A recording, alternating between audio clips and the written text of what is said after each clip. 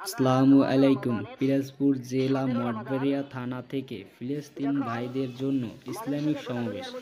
আমার মুসলমান ভাই ভিডিওটা ধৈর্য ধরে দেখবেন আর দোয়া করবেন, আর অন্য ভাই জানি দেখে দোয়া করতে পারে তার জন্য শেয়ার করবেন।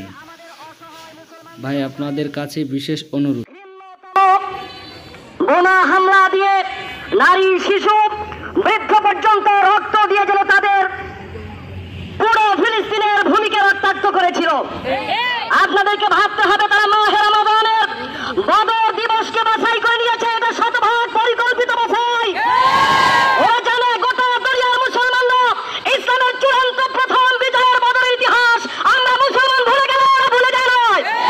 ওরা জানে আজকের মুসলমানেরা বদরের হাতিয়ার ছেড়ে দিয়েছে, সেই হাতিয়ার আজ ইহুদিদের হাতে চলে গেছে। বিদায় মুসলমানদের থেকে বড় প্রতিশোধ নিতেছে ওরা।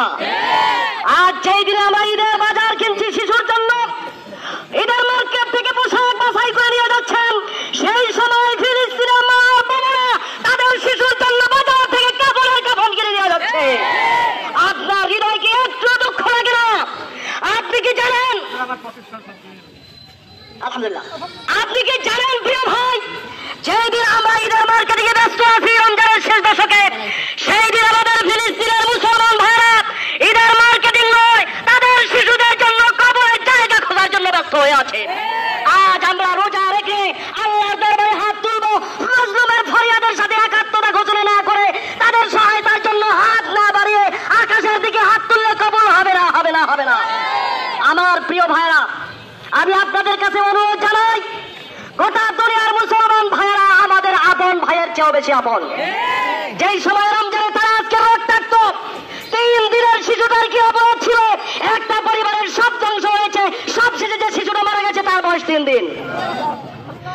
মা রক্তাক্ত শহীদ হয়ে শুয়ে আছে, আর মায়ের বুকের উপরে মাত্র কয়েক মাসের রক্তাক্ত শহীদ শিশুটা শুয়ে আছে আসমানের দিকে মুখ করে। আমরা কি জবাব দিব? আজ গোটা দুনিয়ার মুসলমানদের রাষ্ট্র ক্ষমতায় চেয়ারগুলো দখল করে যেই সব পঙ্গু লোকগুলো বসে আছে, এই জন্য সমস্ত দায়িত্ব তাদের হাতে আছে।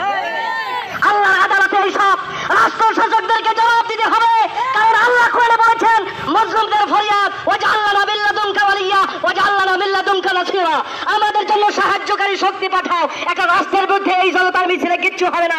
একটা রাষ্ট্রকে দমন করতে হলে মুসলমানদের 55টা রাষ্ট্র দাঁড়াতে হবে। এই তৌহিদের জনতার হাতে আজ মুসলমানদের রাষ্ট্র ক্ষমতা নাই। যদি রাষ্ট্র ক্ষমতায় তৌহিদের জনতার যোগ্য লোকগুলো বসে থাকতো, আজ জাতিসংঘ নয় মুসলিম জাতিসংঘ পৃথিবীতে প্রতিষ্ঠিত হতো। আজ আমরা আরব লীগকে দেখেছি, ওআইসিকে দেখেছি, আজ তারা বিলাসিতার মাঝে জীবন কাটাচ্ছে। শুধু সৌদি আরব যারা প্রচার করছে রমজানে, তা দিয়ে কয়েকটা ফিলিস্তিনের ইফতার আর সাহরি হয়ে যেত। আজ তাদের ঘুম হয় কেমন করে? মুসলমান ঘুমায় যেখানে তাদের ভাইদের রক্ত, চোখে এখন পানি নাই, শুধু রক্ত ঝরছে। আমরা কি দায়িত্ব পালন করেছি? আমরা ঈদের আনন্দ করব। কোন ঈদের আনন্দ? আমাদের মুসলিম মা বোনদেরকে ওরা শহীদ করবে আমাদের ঈদের দিনে। আমাদের ঈদের দিনে ওরা হামলা বন্ধ করবে না আমার বিশ্বাস, কারণ 17 রমজান যারা শুরু করেছে তারা আমাদের ঈদের দিনকেও কলঙ্কিত করতে চায়। সুতরাং আমরা ওদেরকে বয়কট করবো অর্থনৈতিক ভাবে, এবং গোটা পৃথিবীর মুসলিম রাষ্ট্রগুলোর শাসকদের কাছে এই জনতার পক্ষ থেকে আহ্বান জানাবো, আপনারা মুসলিম জাতিসংঘ গড়ে তুলুন। আপনারা নিজেদের গদি নিয়ে চিন্তা করবেন না, তারা বারবার গদি ছেড়ে বাসায়ের মতো আপনাদেরকে পালাতে হবে। মুসলমানদের অধিকার নিয়ে যদি আপনারা সোচ্চার না হন, আপনারা গদিতে টিকতে পারবেন না, পারবেন না, পারবেন না। পৃথিবীতে আরব জাহানের ইতিহাস নাই প্রত্যেকটা গাদ্দার শাসক নিজের গদির জন্য মুসলমানদের অধিকার নিয়ে কথা বলে নাই। প্রত্যেকটা গাদ্দারকে বেইজ্জতির সাথে বিদায় হতে হয়েছে।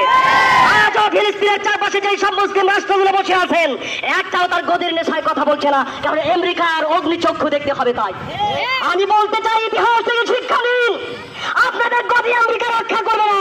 আমেরিকা পৃথিবীর সর্বশ্রেষ্ঠ, সবচেয়ে জঘন্যতম একটা অবৈধ দখলদার শক্তির একটা বড় সাপোর্টার হচ্ছে আমেরিকা। সুতরাং আমাদেরকে মুসলমানদেরকে ঐক্যবদ্ধ হতে হবে, মুসলিম রাষ্ট্রগুলোকে সোচ্চার হতে হবে। এই দেশেও আমরা মুসলিম জনতা বলতে চাই, মুসলমানদের অধিকার নিয়ে যা কথা বলতে পারে না, আমরা বাংলার রাষ্ট্র ক্ষমতায় তাদেরকে দেখতে চাই না। ইন্ডিয়া কি করছে তা আপনারা শুনেছেন, হুমায়ুন ভাই বলেছেন। আমরা গোটা দুনিয়ায় আজ দেখছি মুসলিম আমরা আত্মকেন্দ্রিক একটা জাতিতে পরিণত হয়েছি। আল্লাহ বলছেন তোমরা সেরা জাতি, মানবতার কল্যাণের জন্য তোমাদেরকে বানানো হয়েছে। কি করেছি আমরা মানবতার কল্যাণের জন্য? আমার ভাইরা, ইমাম সমিতির উদ্যোগে আমরা তাদের সহায়তার জন্য অর্থ পাঠাবো।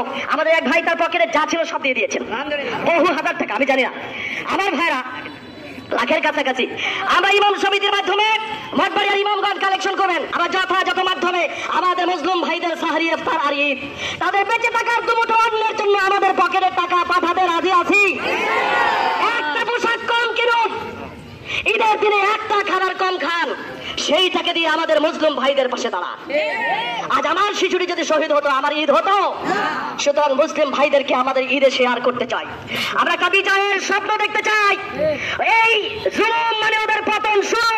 বদর দিবসে যখন ওরা হামলা শুরু করেছে, বদরের হাতিয়ার গর্জে উঠে ওদের পতন ঘটাবে ইনশাআল্লাহ। অতএব এরপরেও মঠবাড়িয়ার এই পুরো জনতা, ইমাম সমিতি সহ বিভিন্ন দল ঐক্যবদ্ধ হয়ে যে কোনো আন্দোলনের ডাক দিলে আপনারা একমত থাকবেন।